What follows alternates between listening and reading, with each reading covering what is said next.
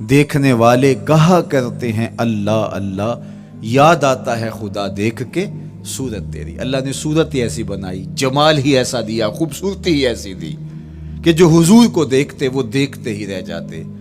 تو کتنے لوگ تھے کہ جنہوں نے محض حضور کو دیکھا، پھر اس کے بعد لب کھلے تو کلمہ ہی جاری ہوا۔ وہ خوبصورتی اور وہ جمال اللہ نے اپنے محبوب کو عطا کیا۔ آقا کریم علیہ الصلوۃ والسلام کا ایک ایک عضو بدن خوبصورتی کا مرقع تھا، بلکہ خوبصورتی کا معیار تھا۔ حسن کیا ہوتا ہے، حسن کا معیار کیا ہوتا ہے، جمال کسے کہتے ہیں، خوبصورتی کی تعریف کیا ہے، اعضائے محمد صلی اللہ علیہ وآلہ وسلم کا توازن دیکھ لو، تمہیں پتہ چلے گا کہ حسن کسے کہتے ہیں۔ حضور علیہ السلام کو اللہ تعالیٰ جل شانہ نے جو حسن بخشا، جو جمال دیا، جو خوبصورتی دی، وہ حضور کے مبارک قدموں سے اس کا انداز کیجئے کہ جس کے قدم اتنے سونے ہیں اس کا چہرہ کتنا سونا ہوگا۔ حضرت عبداللہ بن بریدہ رضی اللہ تعالی عنہ حضور کے مبارک قدموں کا ذکر کرتے ہوئے وصف جمال محمد کی کہانی چھیڑتے ہیں اور فرماتے ہیں کان رسول اللہ صلی اللہ علیہ وآلہ وسلم احسن البشر قدما، کہتے ہیں کہ کائنات میں جتنے سونے قدم میرے حضور کے تھے کسی کے تھے ہی نہیں۔ جو جمال اللہ نے حضور کے مبارک قدموں کو دیا تھا، اللہ اکبر، وہ کسی اور کا مقسوم نہیں تھا۔ خوبصورت قدم۔ اور حضرت انس رضی اللہ تعالیٰ عنہ، حضرت ابو ہریرہ رضی اللہ تعالیٰ عنہ، اور حضور کے وصاف ہیں حضرت ہند بن ابی حالہ رضی اللہ تعالیٰ عنہ، یہ حضور کا حلیہ بیان کرتے ہیں۔ حضرت امام حسن بن علی رضی اللہ تعالیٰ عنہ نے حضرت ہند بن ابی حالہ کو ایک دن کہا کہ مجھے اپنے آقا و مولا کا حلیہ بتاؤ، تو انہوں نے حضور کا حلیہ بیان کیا۔ یہ حضور کے وصاف ہیں، چونکہ انہوں نے حضور علیہ السلام کو بہت قریب سے دیکھا اور آقا کریم علیہ السلام کی زیارت سے مالا مال ہوئے۔ ویسے حضرت امام حسن نے بھی تو حضور کو دیکھا تھا، اور بھی اصحاب نے حضور کو دیکھا تھا۔ یہاں یہ بات دلچسپی سے خالی نہیں ہے کہ صحابی ہی تب بنتا ہے جب وہ حضور کو بنظر ایمان دیکھے، لیکن صحابہ ایک دوسرے سے پوچھتے تھے کہ بتاؤ حضور کیسے تھے؟ میاں تم نے نہیں دیکھا؟ تو وہ کہتے تھے دیکھ کر بھی نہیں دیکھا۔ صرف چند لوگ ہیں جو حضور کا حلیہ بیان کرتے ہیں۔ اس کی کیا وجہ؟ تو علماء نے لکھا کہ حضور کے چہرے پہ جلووں کی تابش ایسی تھی اور حضور کا جمال ایسا تھا اور اس کی چمک ایسی تھی کہ کسی میں ہمت ہی نہیں تھی کہ وہ جی بھر کے دیکھ سکے۔ تو بعد میں ایک دوسرے سے پوچھتے تھے بتاؤ تم نے دیکھا تو حضور کیسے تھے؟ اگر ان لوگوں کی تعداد میں آپ کو بتاؤں تو 3 درجن سے زیادہ نہیں ہوگی جو حضور علیہ السلام کے وصاف ہیں، حضور کے حلیہ نگار ہیں، جو آقا کریم علیہ الصلوۃ والسلام کی صورت کا نقشہ بیان کرتے ہیں۔ دیکھا 1,24,000 اصحاب نے ہے، لیکن جو وصف بیان کرتے ہیں، شمائل رسول کو بیان کرتے ہیں، ان کی تعداد 3 درجن سے زیادہ نہیں ہے۔ اور یہ بھی وہ لوگ ہیں جنہوں نے حضور کو بچپن میں دیکھا، جنہوں نے حضور کو سوئے ہوئے دیکھا، حضور کو بہت قریب سے دیکھا۔ حضور علیہ الصلوۃ والسلام کے پاس ان کا آنا جانا بہت زیادہ تھا، اس طرح انہوں نے حضور علیہ السلام کو دیکھا۔ حضرت حسان بن ثابت رضی اللہ تعالی عنہ فرماتے ہیں کہ میں جو حضور کا حلیہ بیان کرتا ہوں تو اس کا سبب یہ ہے کہ میرے پاس حضور کو دیکھنے کا ایک طریقہ آ گیا تھا۔ فلما نظرت الى انوارہ فوضعت کفی علی عینی خوفا من ذہاب بصری، کہا کہ جب میں حضور کو دیکھتا تھا تو اپنی آنکھوں پر انگلیاں رکھ کے انگلیوں کی اوٹ سے دیکھتا تھا کہ حضور کے جلووں کی چمک سے میری آنکھوں کی بینائی نہ جاتی رہے۔ یہ کون کہہ رہے ہیں؟ حضرت حسان بن ثابت رضی اللہ تعالیٰ عنہ۔ اور آپ جانتے ہیں حضرت حسان بن ثابت رضی اللہ تعالیٰ عنہ شاعر ہیں، اور شاعر حسن دیکھنے میں بڑا دلیر ہوتا ہے، اور یہ حسن بھی ابھی پوشیدہ ہے، 70,000 بشریت کے پردے ڈالے گئے ہیں۔ اگر یہ حسن بے نقاب ہوتا تو کوئی جلووں کی تاب ہی نہ لا سکتا۔ یہی بہتر ہے کہ وہ پردے میں رو پوش رہے، وہ اگر پردہ اٹھا دے تو کسے ہوش رہے۔ کس کی ہمت تھی؟ اب چھپا ہوا مستور حسن بھی اگر دیکھتے ہیں تو آنکھوں پہ انگلیاں رکھ کے دیکھتے ہیں، اور بیان کرنے والوں کی تعداد میں نے عرض کی کہ 3 درجنوں سے زائد نہیں ہے۔ تو یہ وہ لوگ ہیں جنہوں نے حضور کو دیکھا۔ اب امام حسن پوچھ رہے ہیں حضرت ہند بن ابی حالہ رضی اللہ تعالی عنہ کو کہ آپ نے حضور کو دیکھا تو مجھے بتائیے میرے نانا کا جمال کیسا تھا۔ تو حضرت ہند بن ابی حالہ نے حضور کا حلیہ بیان کیا۔ تو جب حضور کے قدموں کی کہانی انہوں نے بیان کی تو حضرت ہند بن ابی حالہ نے کہا کان نبیو صلی اللہ علیہ وآلہ وسلم شسن القدمین والکفین، حضور علیہ السلام کے مبارک قدم اور حضور کی ہتھیلیاں پر گوشت تھے۔ یہ حضور علیہ السلام کے مبارک قدموں کا جمال بیان کرتے ہیں۔ اللہ اکبر۔ اور حضور علیہ السلام کے قدموں کے بارے میں امام ترمذی جو شمائل میں حدیث لائے ہیں اس میں انہوں نے یہ بھی بیان کیا کان رسول اللہ صلی اللہ علیہ وسلم مسیح القدمین، حضور علیہ السلام کے مبارک قدم ملائم تھے، خوبصورت تھے، کھردرے نہیں تھے، کوئی پھٹن نہیں تھی۔ عمومی طور پہ قدم پھٹ جاتے ہیں اور ایڑیاں بہت سارے لوگوں کی پھٹ جاتی ہیں تو وہ خوبصورتی باقی نہیں رہتی۔ تو وہ کہتے ہیں کہ حضور مسیح القدمین تھے، اور جب آقا کریم علیہ الصلوۃ والسلام کے مبارک قدموں پہ پانی ڈالا جاتا تو وہ ڈھل کے نیچے چلا جاتا۔ یہ تھا حضور کے قدموں کا حسن اور حضور کے قدموں کا جمال۔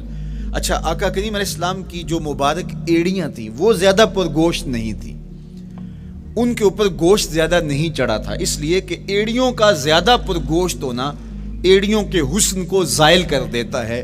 حسن کا مرقع ہی جمال مصطفیٰ ہے، تو اس لیے اللہ نے ایک ایک عضو کو تراش کر کے بنایا ہے، بلکہ پوچھ پوچھ کے بنایا ہے۔ جس طرح حسان بن ثابت رضی اللہ تعالی عنہ کہتے ہیں کأنک قد خلقت کما تشاء، محبوب مجھے تو یوں لگتا ہے جس طرح آپ کے رب نے آپ کو آپ سے پوچھ کے بنایا ہے کہ محبوب بتاؤ کہ میں آپ کے اعضاء کو کیسے توازن اور کیسے حسن اور کیسے جمال دوں۔ تو حضور کی مبارک ایڑیاں یہ پرگوشت نہیں تھیں، باقی حضور کے پاؤں پرگوشت تھے اور کوئی پھٹن نہیں تھی، بالکل نرم گداس اور بالکل جو ہے وہ ملائم تھے، اور جب پانی ڈالا جاتا تو پانی ڈھل کے نیچے 1 سیکنڈ میں آ جاتا۔ یہ اللہ نے محبوب کو حسن دیا۔ حضرت ہند بن ابی حالہ نے کہا کہ حضور کے مبارک تلوے جو تھے وہ درمیان سے اٹھے ہوئے تھے، ایڑیوں سے لے کر کے انگلیوں تک یہ تلوہ کہلاتا ہے، جو اس کا نچلا حصہ جو زمین سے مس کرتا ہے، اور اس میں جو درمیان والا حصہ ہے یہ اٹھا ہوا ہو اور بالکل پاؤں سیدھا نہ ہو تو یہ پاؤں کا حسن ہے۔ پاؤں کا بالکل سیدھا ہو جانا یہ پاؤں کے حسن کو زائل کر دیتا ہے۔ اس میں تھوڑا سا خم ہو، جب چلے تو انگلیاں اور پنجے کا جو ہے وہ آگے والا حصہ زمین پہ لگے اور ایڑی لگے، اور درمیان والا حصہ زمین پہ نہ لگے، تو یہ حسن ہوتا ہے کسی کے پاؤں کے تلوے کا۔ اللہ نے محبوب کے مبارک قدم کی پشت کو بھی حسن دیا، حضور کے تلووں کو بھی حسن دیا، حضور کی ایڑیوں کو بھی حسن دیا۔ سائل الاطراف، حضور کی مبارک انگلیاں قدرے لامبی تھی، اور یہ حسن ہوتا ہے۔ انگلیاں چھوٹی ہوں، ان کا قد پست ہو تو پاؤں کی خوبصورتی دکھائی نہیں دیتی، لیکن اللہ نے اپنے محبوب کی انگلیوں کو بھی ایک لمبائی عطا کر کے اس کو بھی ایسا جمال دیا تھا یار جو پاؤں کو دیکھتا رہے وہ پاؤں کو ہی دیکھتا رہ جائے۔ اللہ اکبر۔ اچھا، بعض احادیث میں آتا ہے کہ حضور علیہ السلام کے مبارک تلوے جو ہیں لیس لہا اخمس، یہ لفظ ہیں کہ وہ اخمس نہیں تھے، یعنی وہ درمیان سے اٹھے ہوئے نہیں تھے۔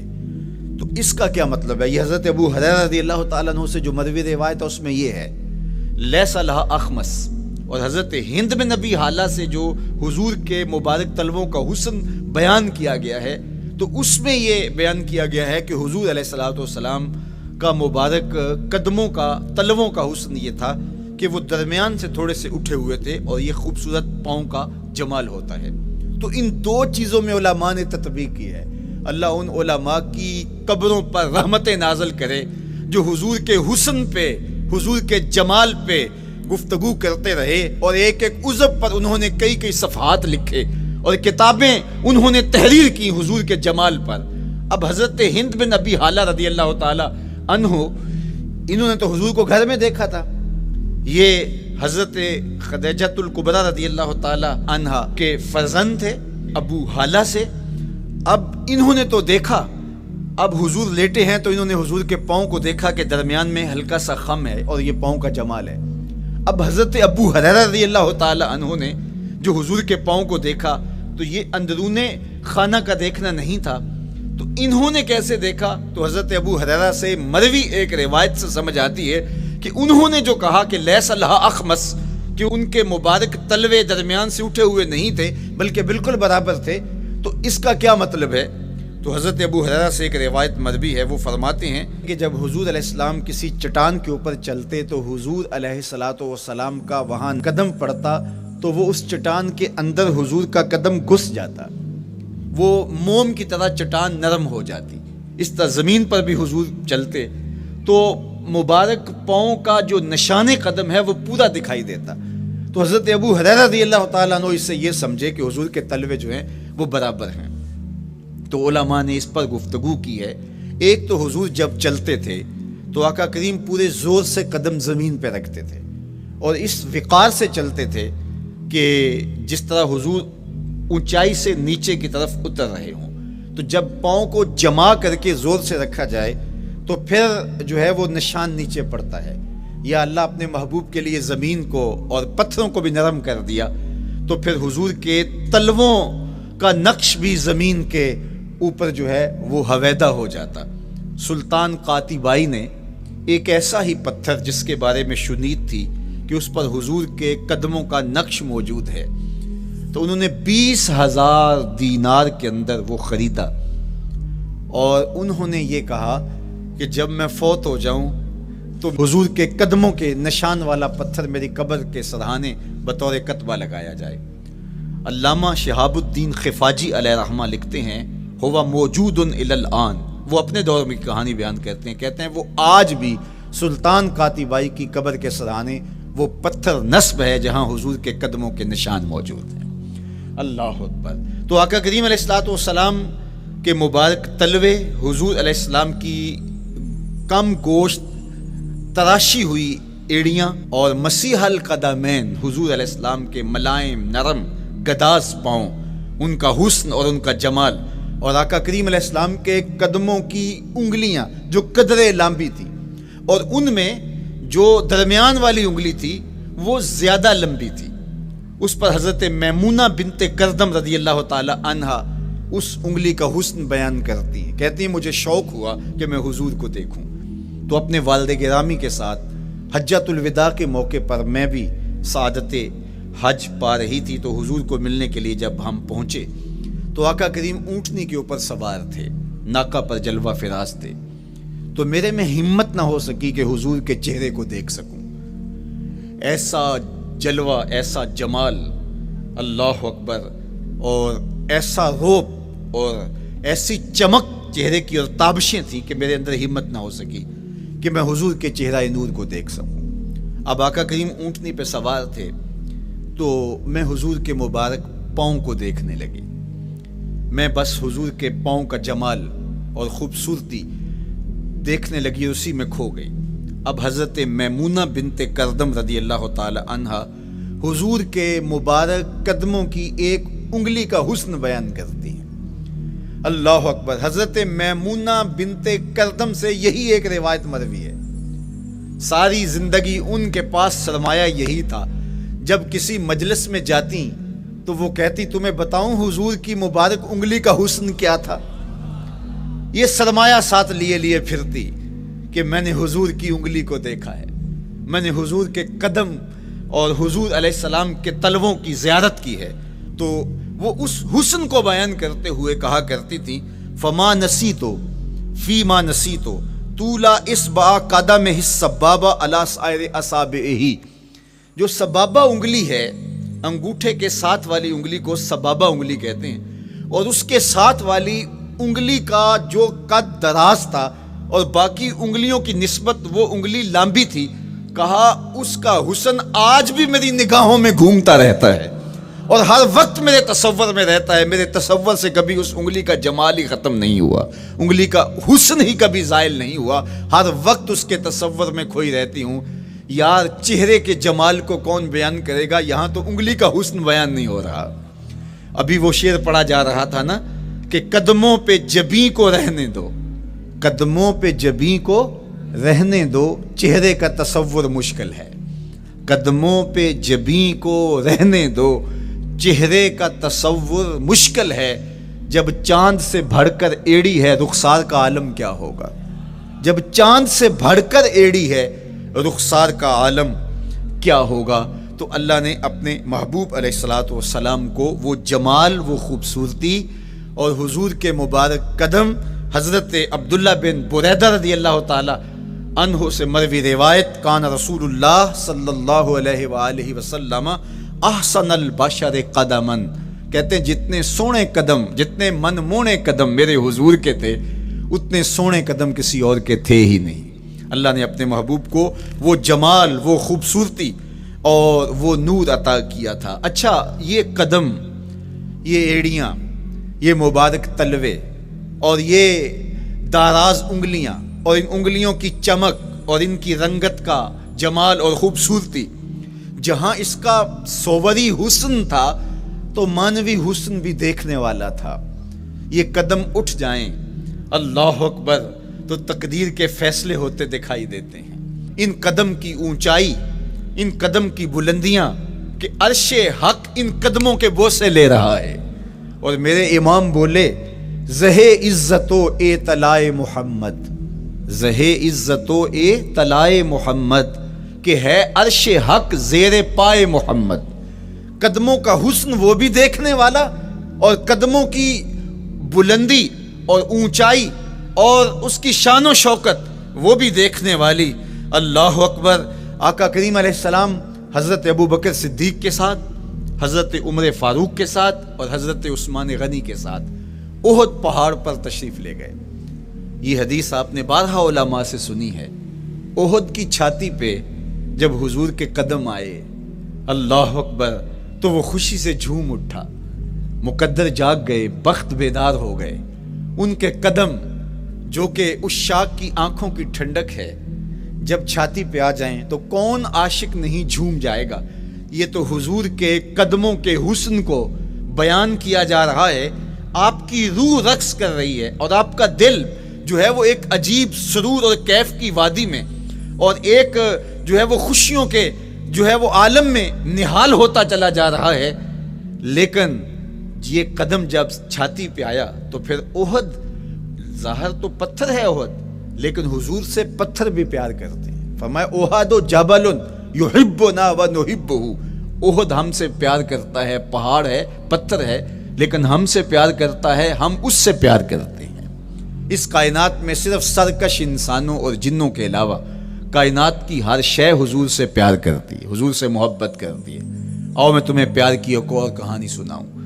مسجد نبوی ہے، آقا کریم تشریف فرما ہیں، منبر پہ جلوہ فراز ہوئے، ابھی واز کا آغاز ہی کرنا چاہ رہے تھے کہ ایک جانب سے رونے کی آواز آنے لگی۔ صحابہ کہتے ہیں رونے والا اس درد سے روتا ہے کہ لگتا تھا کلیجہ پھٹ جائے گا۔ کناقۃ الخلوج، جس طرح اونٹنی کا بچہ بچھڑ جائے اور وہ اس کے غم میں، اس کی جدائی میں درد سے روکتی ہے، چیختی ہے، چلاتی ہے، رونے والے کا انداز درد ایسا ہی تھا اور لگتا تھا کہ جس طرح اس کا کلیجہ پھٹ جائے گا۔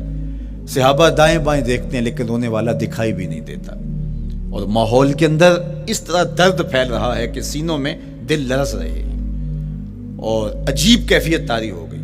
حضور ابھی بیٹھے ہیں، خطبے کا آغاز بھی نہیں ہوا اور رونے والا کیف و درد میں روتا چلا جا رہا ہے۔ فنزل النبی صلی اللہ علیہ وسلم عن المنبر، حضور منبر سے نیچے تشریف لائے۔ صحابہ کی آنکھیں محو حیرت ہیں، استجاب کا عالم ہے، یہ کون رو رہا ہے اور اتنے درد سے رو رہا ہے اور دکھائی بھی نہیں دے رہا۔ آقا کریم منبر سے نیچے جلوہ فراز ہوئے، ایک سمت بڑھے، کھجور کا خشک تنا پڑا تھا۔ آج پہلا دن تھا کہ منبر حضور علیہ السلام کے لیے بچھایا گیا، ورنہ یہ خشک تنا دیوار کے ساتھ جو ہے وہ رکھا گیا تھا اور حضور اس کے ساتھ ٹیک لگا کر کے واز کیا کرتے تھے۔ جب منبر بن گیا تو اس کو اٹھا کر کے اب اس کی ضرورت نہیں رہی، ایک کونے میں ڈال دیا گیا۔ اب جو ہی حضور منبر پہ تشریف فرما ہوئے تو اس خشک تنے کا کلیجہ لرز اٹھا اور وہ ایسے روتا تھا جس طرح اونٹنی کا بچہ بچھڑ جائے اور وہ روتی ہے، اس طرح وہ خشک تنا رو رہا تھا۔ اس تنے ہنانا در ہجر رسول زار می نالت جو ارباب عقول، جس طرح عقل والے، جس طرح جو ہے وہ فہم و ادراک رکھنے والے لوگ روتے ہیں درد سے، وہ رو رہا تھا۔ آقا کریم علیہ السلام اس کے پاس گئے اور اس کو اپنی آغوش میں سمیٹ لیا۔ بچھڑا ہوا بچہ جب اپنی ماں کو ملے تو اس کی ہچکیاں بن جاتی ہیں، اس کی گھگھی بن جاتی ہے، تو یہی کیفیت اس کی ہو گئی اور آقا کریم اپنا دستے رحمت اس کے اوپر پھیرتے چلے جاتے ہیں۔ بتدریج اس کی سسکیاں، اس کے رونے کی آواز کم ہوتی چلی جا رہی ہے۔ آہستہ آہستہ وہ خاموش ہو گیا۔ حضور پھر دوبارہ تشریف لائے اور منبر پہ خطبہ دینے سے قبل صحابہ کی آنکھوں میں استعجاب کا عالم دیکھا، حیرت کی فراوانی دیکھی۔ فرمایا کہ تم جو سوال کرنا چاہ رہے ہو، جو تمہاری آنکھوں میں پوشیدہ سوال ہے، میں اس کو اچھی طرح جانتا ہوں۔ لو لم افعل ھذا لحن الی یوم القیامہ، اگر میں منبر سے اتر کے اپنے عاشق زار کو یوں تسلی نہ دیتا، یہ قیامت تک یوں ہی روتا ہی رہتا۔ حضرت محمد بن سیرین رضی اللہ تعالیٰ عنہ کہا کرتے تھے کہ حضور کی محبت میں ایک خشک تنا بھی زار و زار روئے تو جس کے سینے کے اندر محبت بھرا دل ہے تو وہ حضور کے عشق میں آنسو کیوں نہیں بہائے گا؟ حضور کی یاد میں اس کی آنکھیں آنسو کا خراج کیوں نہیں دیں گی؟ تو وہ خشک تنا حضور کی محبت میں رو رہا ہے۔ اب ہے یہ پتھر، لیکن میرے حضور فرماتے ہیں کہ یہ پہاڑ مجھ سے پیار کرتا ہے اور میں اس سے پیار کرتا ہوں۔ اب حضور اپنے اس محب کے گھر تشریف لے گئے اور اس کی چھاتی پہ قدم رکھا تو وہ خوشی سے جھوم اٹھا۔ فضاربا برجلہ ہی، اپنا مبارک پاؤں زور سے مارا۔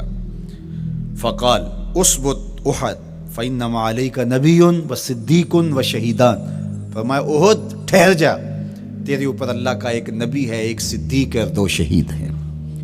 تو حضور کی مبارک ایڑی کے لگنے کی دیر تھی، حضور کے قدم کی ضرب کی دیر تھی کہ اس کا زلزلہ تھم گیا۔ میرے امام بولے ایک ٹھوکر سے احد کا زلزلہ جاتا رہا، ایک ٹھوکر سے احد کا زلزلہ جاتا رہا، رکھتی ہیں کتنا وقار اللہ اکبر ایڑیاں، جس کے حسن کے قصیدے میرے رب نے بھی بیان کیے ہیں۔ کبھی حضور کے چہرہ نور کا ذکر کرتے ہوئے والضحیٰ واللیل اذا سجا، کبھی حضور علیہ السلام کی مبارک زلفوں کا تذکرہ کرتے ہوئے حامیم، کبھی آقا کریم علیہ الصلوۃ والسلام کے مبارک ہاتھوں کا، کبھی دیگر اعضائے بطنیہ کا ذکر قرآن نے کیا۔ حضور کے سینہ اقدس کی کہانی قرآن نے بیان کی، حضور علیہ الصلوۃ والسلام کی مازاغ آنکھوں کا تذکرہ قرآن نے کیا، تو پھر یہ محبوب اور مرغوب موضوع کیوں نہ ہوتا؟ اور آقا کریم کو اللہ نے وہ جمال دیا تھا، وہ حسن عطا کیا تھا، وہ خوبصورتی دی تھی جو حضور کا ہی حصہ ہے۔ ویسے اللہ کا ہر پیغمبر، ہر نبی، ہر رسول خوبصورت ہوا، کوئی نبی ایسا نہیں ہے جو خوبصورت نہ ہوا ہو، یہ اللہ کا انتخاب ہے۔ آپ تو دکان پہ سیل مین بھی رکھیں تو اس کی باقی قابلیت کے ساتھ ساتھ اس کی شخصیت کو آپ دیکھتے ہیں کہ جو خوش شکل ہو، آنے والے کو متاثر کر سکے، باوقار لگے، تو جس کو اس نے نبی بنانا تھا تو اس کو اس نے یوں ہی یہ عظمت اور یہ رفت عطا کر دینی تھی۔ تو اللہ کا ہر نبی حسین، ہر نبی جمیل، لیکن جو جمال، جو خوبصورتی، جو حسن جو شان و شوکت اللہ نے میرے اور آپ کے آقا و مولا حضور ختمی المرتبت کو عطا کی، وہ حضور کا ہی مقسوم ہے، وہ حضور علیہ السلام کا ہی حصہ ہے۔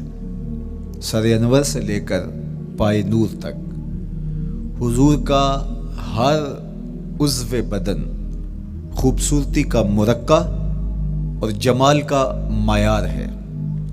خوبصورتی کیا ہوتی ہے؟ حسن محمد کو دیکھ لو، کوئی عیب کوئی نقص حضور کے پاکیزہ وجود میں نہیں رکھا گیا۔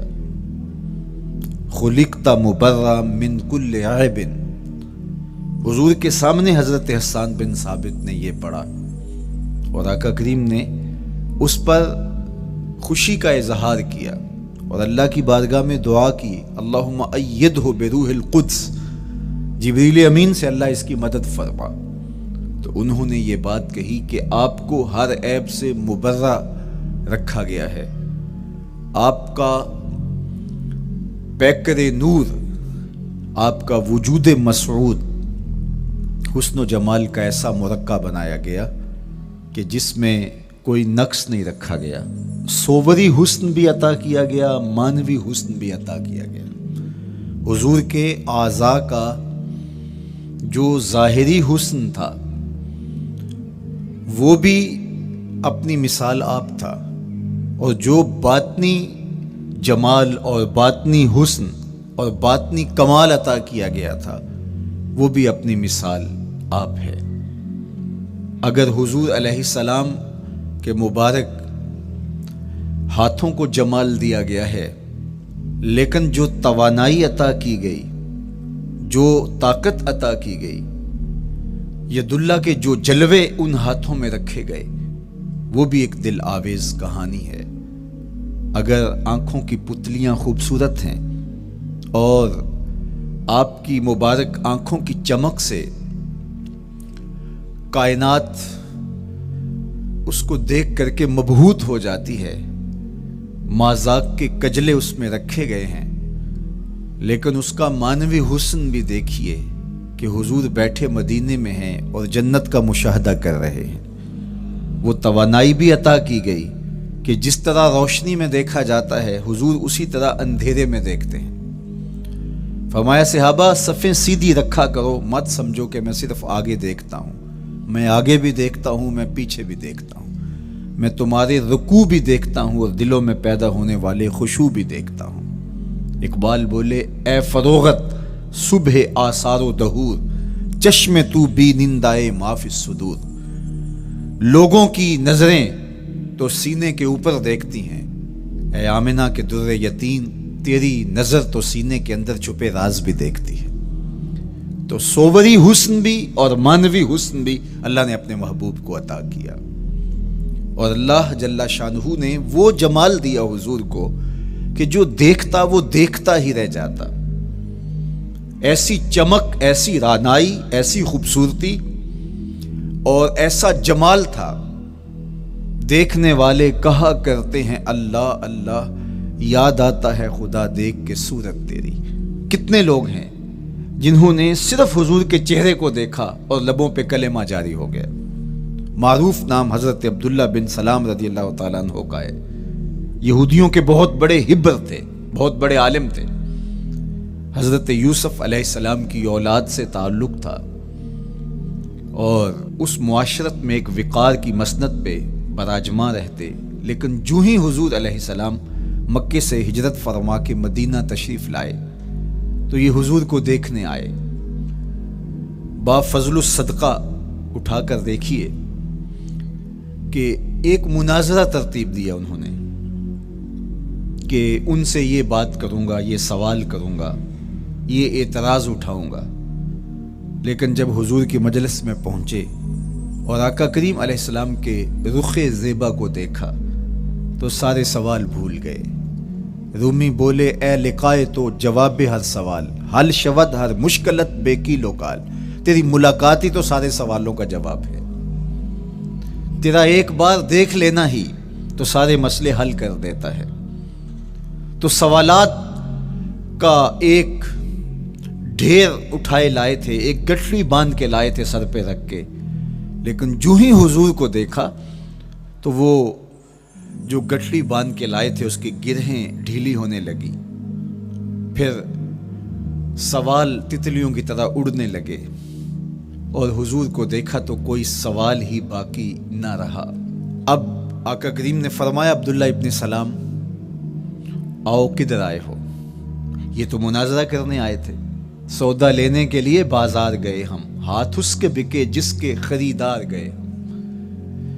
لیکن جب آقا کریم نے پوچھا کہ آؤ کدھر آئے ہو تو انہوں نے کہا حضور میں آپ کا غلام بننے آیا ہوں، تیری تک کے ادامہ میں مرید ہو گئی، حضور کے ہاتھ پہ بیعت اسلام کر لی۔ اب جن لوگوں نے عبداللہ ابن سلام کو تیار کر کے بھیجا تھا وہ امید میں تھے کہ تھوڑی دیر کے بعد ہم سنیں گے کہ انہوں نے سخت سوال کیے اور مسلمانوں کے نبی ان کا جواب نہیں دے پائے، لیکن جب ان کے کانوں تک یہ خبر پہنچی کہ عبداللہ بن سلام نے تو کوئی سوال ہی نہیں کیا بلکہ وہ محبوب کی نگاہوں کا شکار ہو گئے، اور انہوں نے دیکھتے ہی حضور پر تن من سب کچھ نچھاور کر دیا اور لبوں پہ کلمہ جاری ہو گیا، تو وہ صبر نہ کر سکے اور عبداللہ ابن سلام کے پاس پہنچے اور جا کے کہا کہ تو نے یہودیت کی ناک خاک آلود کر دی، تم نے کوئی سوال کیا ہوتا، انہوں نے جواب دیا ہوتا اور پھر تم نے مان لیا ہوتا تو ہم سمجھ جاتے کہ ایک عالم تھا، علمی پیاس بجھ گئی، مطمئن ہو گیا، لیکن یہ عجیب کہانی ہے، سنا ہے تم نے کوئی سوال بھی نہیں اٹھایا، انہوں نے جواب بھی نہیں دیا، بس تم نے ان کو دیکھا اور دیکھتے ہی تمہارے لبوں پہ کلمہ جاری ہو گیا، تو یہ کیا کہانی ہوئی؟ تو عبداللہ ابن سلام نے جو جواب دیا وہ آب زر کے ساتھ لکھنے کے قابل ہے۔ انہوں نے کہا کہ یہ بات میری سمجھ میں بھی نہیں آئی، جب میں اس آقا و مولا کی چوکھٹ پہ پہنچا اور میں ان سے سوال کرنے کے لیے لفظوں کو ابھی ترتیب ہی نہیں دیا تھا کہ میری نظر ان کے جمال جہاں آرا پہ پڑ گئی۔ اب عبداللہ بن سلام کے لفظ سنیے، فرماتے ہیں فلما تبینت وجہہ عرفت ان وجہہ لیس بوجہ کذاب، جب میں نے ان کے جمال جہاں آرا کو دیکھا، چہرہ نور کو دیکھا، رخ زیبا کی زیارت کی، تو میں نے پہچان لیا یہ چہرہ کسی جھوٹے کا ہو ہی نہیں سکتا ہے۔ دیکھنے والے کہا کرتے ہیں اللہ اللہ، یاد آتا ہے خدا دیکھ کے صورت تیری، اللہ نے صورت ہی ایسی بنائی، جمال ہی ایسا دیا، خوبصورتی ہی ایسی دی کہ جو حضور کو دیکھتے وہ دیکھتے ہی رہ جاتے۔ شہر مدینہ میں حاضر ہوتے ہیں تو وہ احد پہ تو ضرور جاتے ہیں، حضرت امیر حمزہ کے مزار پہ حاضری دینے کے لیے اور اس جبل احد کو دیکھنے کے لیے، اور یقین جانیے گا جبل احد کو جب ہم دیکھتے ہیں تو عجیب کیفیات میں ڈوب جاتے ہیں۔ میں تو وہاں دوستوں کو کہا کرتا ہوں کہ آج پورا مدینہ بدل گیا ہے، یعنی اس کی وہ صورت، وہ کچے مکان، وہ گروندے، وہ گھر، وہ کوچہ و بازار، وہ کچی سڑکیں، وہ ماحول آج وہ آپ کو نظر نہیں آ رہا۔ جہاں کچے مکان تھے جن کے اوپر چھت کھجور کے پتوں کی پڑی تھی، وہاں عالی نصب پلازے آپ کو نظر آتے ہیں، فلک بوس آپ کو ہوٹل نظر آتے ہیں، وہ کچی سڑکیں آج آپ کو وہاں دکھائی نہیں دیتی، وہاں تارکول کی بچھی ہوئی سڑکیں دکھائی دیتی ہیں، خوبصورت پتھر لگے ہوئے آپ کو نظر آتے ہیں، وہ ممیاتی ہوئی بکریاں، وہ جگالی کرتے ہوئے اونٹ آج آپ کو وہاں دکھائی نہیں دیتے، وہ ماحول آپ کو نظر نہیں آتا۔ تو پرانا مدینہ اگر ڈھونڈنے نکلیں بھی تو ظاہر ہے اگرچہ ان پختہ اور خوبصورت عمارتوں کے اندر بھی عکس جمال محمد کا پڑ رہا ہے، لیکن وہ پرانا دور اگر آپ تلاش کرنا چاہیں تو وہ آپ کو وہ چیزیں نہیں ملتی، لیکن جب آپ احد پہ جاتے ہیں تو میں دوستوں کو کہتا ہوں اس احد کو جی بھر کے دیکھ لو، اس پہ ڈائریکٹ میرے حضور کی نظریں پڑی ہوئی، یہ بدلا نہیں، یہ 14 صدیوں سے جیسا تھا آج بھی ایسا ہے، اس پہ میرے حضور کی نظریں ڈائریکٹ پڑی ہوئی ہیں، اور آقا کریم علیہ الصلوۃ والسلام نے اس کو یوں دیکھا ہے۔ تو یہ احد حضور سے محبت کرنے والا ہے، حضور سے پیار کرنے والا ہے، اور اس پیار کی وجہ سے یہ پتھر قیامت کے دن جنت میں جائے گا، یہ پہاڑ جنت میں جائے گا۔ یار اگر ایک پہاڑ حضور سے پیار کر لے تو وہ مکین جنت بن جاتا ہے، اور اگر حضور کا غلام ایک عاشق حضور سے محبت کرے تو اللہ اس کو کتنے درجے عطا فرمائے گا۔ تو آقا کریم نے زور سے قدم مارا اور فرمایا احد ٹھہر جا، تیرے اوپر اللہ کا ایک نبی ہے، ایک صدیق ہے اور 2 شہید ہیں۔ اللہ اکبر۔ تو یہ حضور علیہ الصلوۃ والسلام کے مبارک قدم کی شان ہے، یہ حضور کے ایک مبارک قدم کا جمال ہے اور اس کی خوبصورتی ہے۔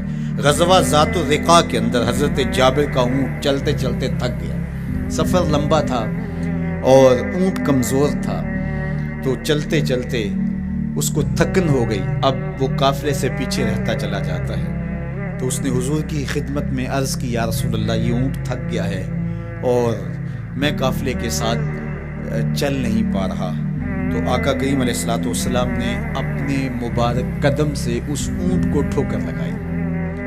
فَنَشِطَ حَتَّى كَانَ مَا يَمْلِكُ زَمَامَهُ، حضرت جابر کہتے ہیں اس کی لگام سنبھالی نہیں جاتی تھی، اتنا تیز چلتا تھا۔ یار جس کے قدموں کی ٹھوکر سے یہ توانائی آ جائے، اس کے ہاتھوں کی توانائی کا عالم کیا ہوگا۔ تو اللہ نے صرف حضور کے مبارک قدموں کو صوری حسن ہی نہیں دیا تھا، مانوی جمال اور توانائی بھی عطا فرمائی تھی۔ حضور علیہ السلام کے چچا جناب ابو طالب کہتے ہیں کہ میں حضور علیہ السلام کے ساتھ تھا، تو راستے میں ذی المجال کی منڈی آئی اور وہاں حالات ایسے تھے کہ پینے کے لیے پانی دستیاب نہیں تھا۔ تو میں نے کہا کہ عطشت ولیس عندی ماء، مجھے تو سخت پیاس لگی ہے اور پانی بھی پاس نہیں ہے۔ فنزل النبی صلی اللہ علیہ وسلم وضرب بقدمہ الارض فخرج الماء فقال اشرب، تو حضور نے اپنے مبارک پاؤں سے زمین پر ٹھوکر لگائی، چشمہ پھوٹ پڑا اور آقا کریم نے فرمایا چچا پانی پی لیجیے۔ تو وہ پاؤں اگر زمین پہ لگے تو چشمے پھوٹے، اگر احد پہاڑ پہ وہ پاؤں پڑے تو اس کا زلزلہ جاتا رہے، اور اگر وہ کسی جانور کو حضور ٹھوکر لگائیں تو اس کے اندر اس قدر تیزی آ جائے کہ اس کی باغ سنبھالی نہ جائے، اتنا سریع رفتار ہو جائے۔ اب ان قدموں پہ کون قربان نہیں ہوگا؟ یار ان قدموں کو چومنے کے لیے جبریل بھی تو بے تاب دکھائی دیتے ہیں۔ معراج کی شب جب جبریل حاضر خدمت ہوئے، حضور محو استراحت ہیں، تو جبریل عرض گزار ہوئے مالک تیرا محبوب تو سو رہا ہے۔ اللہ اکبر، تبارک اللہ، شان تیری تجھی کو زیبا ہے بے نیازی، کہیں پہ جوش لن ترانی، کہیں تقاضے وصال کے تھے۔ ایک کوہ طور پہ خود چل کے جاتا ہے اور عرض گزار ہوتا رب آرنی انظر الیک، مالک تجھے دیکھنا چاہتا ہوں۔ اللہ اکبر، سراپا چشم بنا ہوا ہے اور کہتا ہے مالک میں تجھے دیکھنا چاہتا ہوں۔ جواب کیا آتا ہے؟ لن ترانی، تم نہیں دیکھ سکتے، میرے جلووں کی تاب نہیں لا سکتے۔ ایک خود چل کے جا رہا ہے اور تقاضا رویت کرتا ہے، اور جواب آتا ہے لن ترانی، اور ایک سویا ہوا ہے چادر اوڑھ کے، اور جبریل کہتے ہیں محبوب اٹھیے، رب آپ کو بلا رہا ہے۔ تبارک اللہ، شان تیری تجھی کو زیبا ہے بے نیازی، کہیں پہ جوش لن ترانی، کہیں تقاضے وصال کے تھے۔ تو جبریل حاضر خدمت ہوئے، حضور استراحت میں ہیں، تو آواز آئی یا جبریل قبل قدم ہے، میرے محبوب کے قدموں کو چوم لے۔ اب جبریل حضور علیہ السلام کے قدموں کو بوسے دے رہے ہیں۔ کسی نے جبریل سے تصور کے عالم میں پوچھا، حضور کے قدم چومے، حضور کے تلووں کو بوسے دیے، بتا کیفیت کیا ملی؟ تو بولے نہ جنت کی کلیوں میں دیکھا مزہ جو محمد کی تلیوں میں دیکھا۔ وہ سرور وہاں جو نصیب ہوا۔ وفد عبد القیس جب مدینہ المنورہ آیا تو ان میں ایک صاحب ہیں، وہ کہتے ہیں میں دوڑتا ہوا حضور کے پاس آیا، بس بے چینی تھی، اضطراب تھا۔ جب آپ مدینہ المنورہ میں جاتے ہیں تو آپ کو جا کے گاڑی اتارتی ہے اور آپ ہوٹل میں سامان رکھتے ہیں، تو پھر کتنی جلدی ہوتی ہے کہ جلدی سے غسل کریں اور جلدی سے نیا لباس پہنیں اور جا کے ہرے گنبد کو دیکھیں، حضور کی مبارک مسجد کی زیارت کریں، ان کوچہ و بازار میں جائیں جہاں حضور کے مبارک قدم لگے تھے۔ اللہ اکبر۔ تو اب یہ وفد عبد القیس جب آیا تو ان میں ایک صحابی حضرت زرع رضی اللہ تعالیٰ عنہ فرماتے ہیں کہ میں پھر تیزی کے ساتھ گیا اور پھر ہم جا کے حضور کے ہاتھ بھی چومنے لگے، حضور کے قدم بھی چومنے لگے۔ یہ سعادت مند قدم جن کے بوسے صحابہ دیتے ہیں، کبھی جبریل کے بوسہ گاہ بنتے ہیں، کبھی احد پہاڑ کی چھاتی ان قدموں کو چومتی ہے۔ یہی قدم ایک موقع ایسا آتا ہے یاد خدا میں، اللہ کے شکرانے میں، نماز میں، لمبے قیام میں سوج جاتے ہیں۔ اور میرا مالک کہتا ہے اے چادر اوڑھنے والے ساری رات جاگا نہ کر کبھی سو بھی لیا کر۔ اللہ اکبر۔ تو یہ حضور علیہ السلام کے مبارک قدموں کا جمال اور مبارک قدموں کا حسن اور خوبصورتی ہے۔ اللہ نے اپنے محبوب علیہ السلام کے مبارک قدموں کو صوری اور معنوی حسن سے نوازا، اور یہ حسن حضور کے مبارک قدموں کا ہے۔ پھر جس کے قدم اتنے سونے ہیں اس کا چہرہ کتنا حسین ہوگا۔ ایک سوال اٹھ سکتا ہے کہ حضور کے حسن کو بیان کرنے کا مقصود کیا ہے؟ تو صاحب، کسی کے حسن کو بیان کرنے کا مقصود یہی ہوتا ہے کہ اس سے پیار اور محبت کا رب قائم ہو، اور اگر قائم ہے تو مضبوط ہو۔ ہم حضور علیہ السلام کے حسن کو بیان اسی لیے کرتے ہیں، اور محدثین نے اس پر باقاعدہ کتابیں اسی لیے لکھی اور کتب حدیث میں باقاعدہ شمائل رسول پہ باب اسی لیے باندھے تاکہ لوگوں کے سینے میں حضور کی محبت کی جوت لگے، اور وہ جو شعلہ جوالہ ان کے سینے میں حب رسول کا ہے وہ اور بھڑک اٹھے، اور بندہ جس سے محبت کرتا ہے پھر اس کی اطاعت بھی کرنے لگ جاتا ہے۔ تو جو محبوب اتنا سونا ہے، اتنا جمال آفریں ہے، اور جس کے قدم اتنے سونے ہیں، پھر اس کے نقش قدم کو کیوں نہ تھام لے، اس کے نقوش پا کو خضر راہ کیوں نہ بنا لے، پھر ان کے اٹھنے والے قدموں پر اپنی زندگی کیوں نچھاور نہ کر دیں۔ اگر سر پہ رکھنے کو مل جائے نقش نالے حضور تو کہیں کہ ہاں تاجدار ہم بھی۔ یعنی وہ قدم تو قدم رہا، اس قدم کی رعنائیاں، اس کی خوبصورتیاں، اس کا جمال اور اس کا حسن تو حسن رہا۔ جہاں وہ مبارک قدم لگا، جہاں وہ نقش لگا، اگر وہ نقش بھی سر پہ رکھنے کو مل جائے تو کہا کہ اگر سر پہ رکھنے کو مل جائے نقش نالے حضور، حضور علیہ السلام کا قدم تو جزو بدن رسول ہے۔ حضور علیہ السلام کے مبارک قدموں میں وہ جو نالین تھی، اس نالین کا بھی نقش وہ اگر سر پہ رکھنے کو مل جائے تو ہم زمانے کے تاجدار کہلائیں گے، اور جن کے سر پہ حضور کا قدم آ جائے ان کا مرتبہ کیا ہوگا۔ تو یہاں اس نقش کو بھی دیکھیے، حضور کے مبارک قدموں میں جو نالین آیا اس کو نالین شریف کہتے ہیں۔ اس نال کو نال شریف یا ان نالین کو نالین شریف کہا جاتا ہے، اس لیے کہ وہ حضور کے مبارک جسم سے جڑ گئے، حضور سے ان کا ربط پیدا ہو گیا، وہ جزو بدن رسول نہیں ہیں، تو اس کا یہ مرتبہ ہے۔ تو پھر حضور علیہ السلام کی شان اور حضور کی عظمت کیا ہوگی، اللہ اکبر۔ بلکہ حضور علیہ السلام کے نالین جہاں رکھے جائیں، وہ کسی نے کہا نا کہ ذرے اس خاک کے تابندہ ستارے ہوں گے، ذرے اس خاک کے تابندہ ستارے ہوں گے جس جگہ آپ نے نالین اتارے ہوں گے۔ وہ جگہ جہاں حضور کے قدم نہیں، حضور کے قدموں سے مس ہوئے ہوئے نالین رکھے جائیں، وہاں جو ذرے اس نالین کے تلووں کو چومتے ہیں وہ بھی آسمان کے ستاروں سے اس شاخ کو حسین دکھائی دیتے ہیں، وہ بھی زیادہ چمکدار دکھائی دیتے ہیں، اور اس شاخ کی آنکھوں کا سرما اور ان کے دل کا قرار اور روح کی ٹھنڈک قرار پاتے ہیں۔ تو یہ ہے حضور علیہ السلام کی نسبت کا احترام اور حضور کی محبت کا اثر جو اس شاخ کے سینے میں محسوس کیا جاتا ہے۔ اللہ مجھے آپ کو اپنی خاص پناہیں، امان اور حفاظتوں کا حساب بخشے۔